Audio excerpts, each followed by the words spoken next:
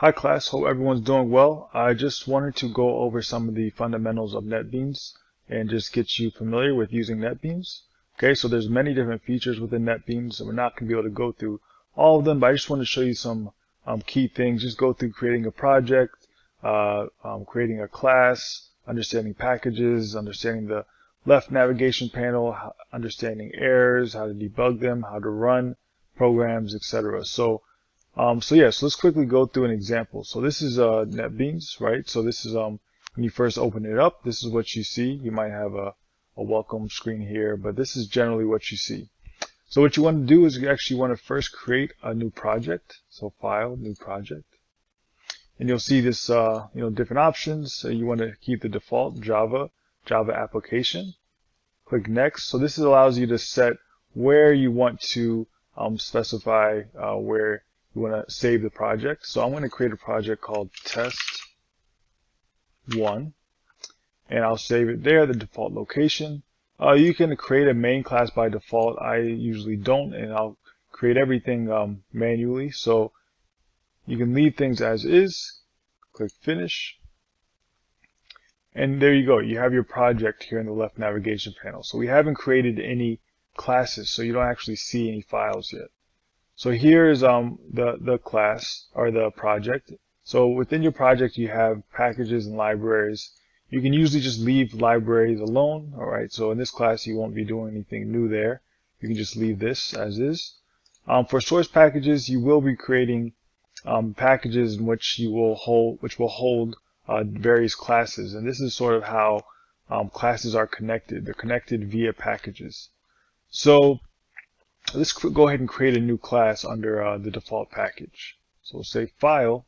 So what I'm doing, I'm right clicking, say File or New, and you select Java Class.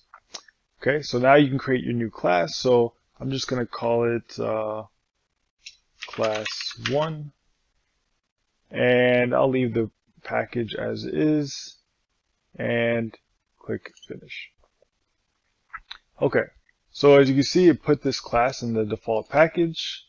So there is no actual package name yet.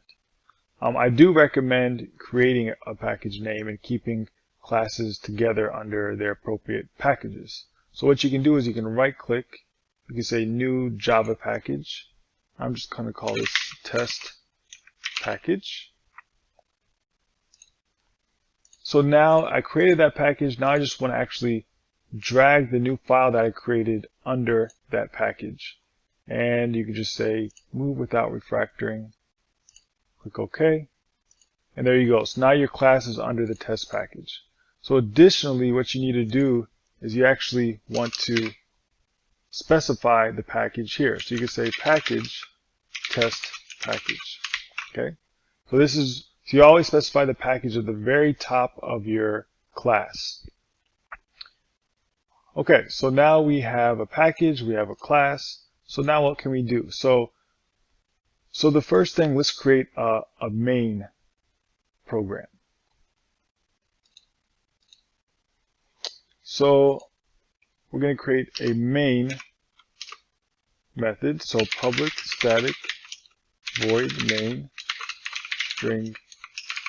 So this is sort of a standard public method, static method that you will create within your classes to be able to run your class. So a class will have properties and functionality and methods, but your class will always run only from the main method. Okay, so let's do something simple. Let's say system.out.println hello world. So this system.out.println, it allows you to print something. When you run your program, it's going to print whatever's in quotation marks here. It's going to print it to the console. So we can run this and you'll see that. So there's multiple ways to run this. You can run it by just clicking this green button. You can right click on the class and say run file, or you can even go up top and say run project. So sometimes when you have multiple classes, you'll notice that when you just click run, it actually won't know which class to run, right? Because of a class, if you have multiple classes and each has their own main method, it's not going to know which one to run by just clicking this button. So you actually will specify the class that you want to run. Okay, so I run this and you see hello world. So that's good. So now we can write a main method that prints out hello world. So one other thing I just want to show you is how to deal with errors. So you'll notice that NetBeans, it actually will tell you when there is an error in your code most of the time. Okay, so if you, for example, say I misspelled system, you see how it underlines that system red, and what you can do is you can hover your mouse over the red underline, where the red underline is, and you can read the error, and it says package system does not exist. Why? Because this is not an actual Java syntax, because we have an extra S here. So you can delete it, and there you go, the error goes away. Okay, you can do other things. Say you wanted to print out a variable. So you could say system.out.println, and say we had a variable called my string. Okay, so this is a variable. A variable is basically essentially memory that holds a value. Okay, and right now we are printing out my string, but my string doesn't exist. Okay, so what do? Why is this? Because we never instantiated a variable called my string. So what I will do is I say string, my string equals my string. So now you can see the error went away because now we created a variable of the same name, my str. Okay, so now we can actually print it out because that variable now exists. If I was to change this and say my string 1, you'll see the error comes back again because now it's not the same name as the variable we created. But if I change this here, okay, now they match, right? So Java is very particular about the syntax, even the whether it's uppercase or lowercase. So I made this lowercase. You see, this now does not work because this is an uppercase S and a lowercase s. So the case does matter. Okay, so I'm going to make that uppercase. Okay, so that gives you an idea of how to debug. So whenever you see a red underline, you know there's an issue. Another way you might see a red underline is across the entire line, like here. And that is usually when you forget a semicolon. So you remember at the end of your Java lines, right, your code, you should have a semicolon. Okay, unless it's a for loop or an if statement you use, or a method, right, you're going to use these curly brackets, which you'll learn all about that later. But I just want to give you get you familiar with it now. So just be aware that when you see these red errors, you want to hover your mouse over the red underline, and it'll tell you what the error is, and you can debug from there. Okay.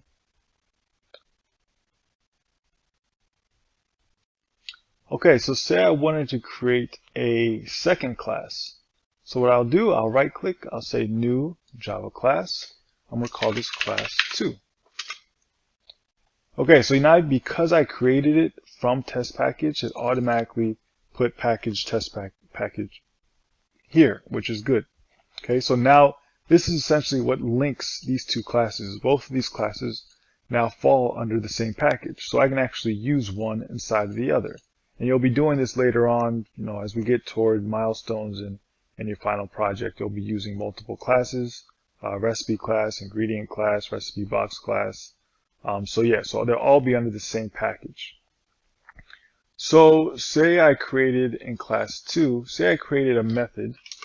Again, we're going a little bit ahead of the game, but I just want to get you familiar so you're aware of it when you do come to learning this and using more of NetBeans. I just want you to be aware of how to navigate NetBeans. So say I want to create a method within this class. So this is class 2. I can say public print something, and there's always has to be a return type. So you'll notice that if I highlight over, it says, oops, it said return type required, right? That means it needs a return type. So here I need to put void. Okay, so or if returned an integer, you can put int or whatever it is. Again, these concepts you'll be learning in depth more later on. Okay, so now we have a method called print something, and this method is going to do a system.out.println I am printing something from another class. Okay, so class 2 now has this method called print something. So let's do our public static void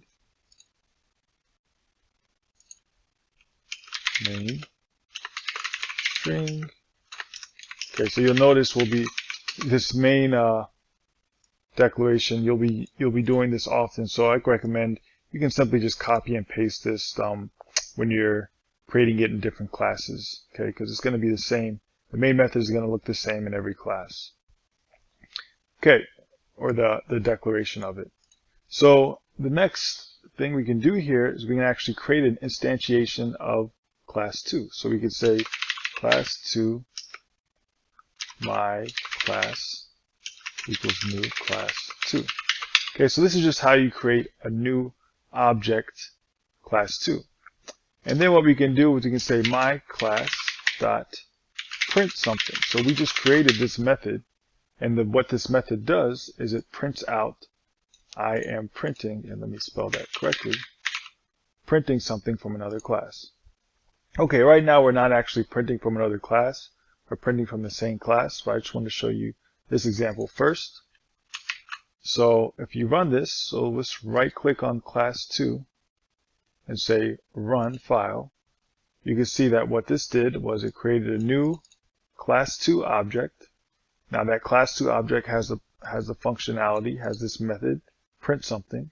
So now we can call that method print something, and when it's called, it does what's inside of print something, which is print this. Okay, so that's the flow.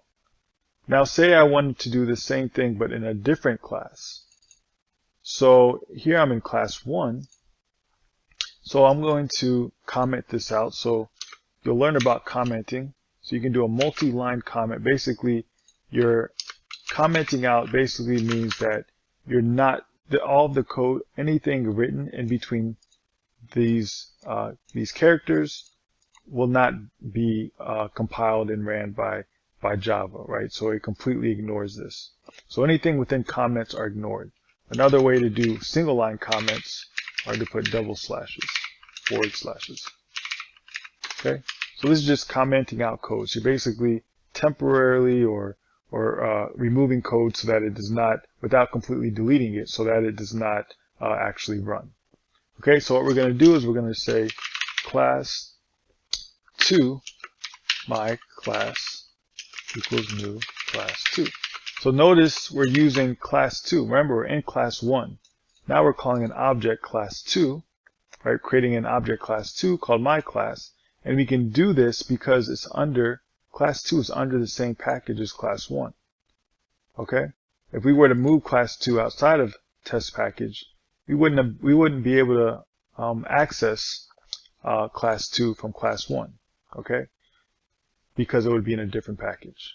So now we can do the same thing. My class dot print something, right? Because it has that functionality. Class 2 has this method that you can call to print something. And when you run this, so this time we'll run it from the green button. And it's saying I am printing from another class. Okay? So this just gives you a feel for how to navigate NetBeans. Another thing I recommend you doing is for Zybooks activities, sometimes it's hard to debug within Zybooks. You can actually copy and paste that code, create a new project, create a new class and a main method, and copy that code into NetBeans and work from NetBeans. It's easier to debug, right? You'll see the red underlines, and you can run things and see your errors. So that will be an easier way to debug and to finish assignments in Zybooks. Okay, so I hope this helped. If you have any questions, please reach out.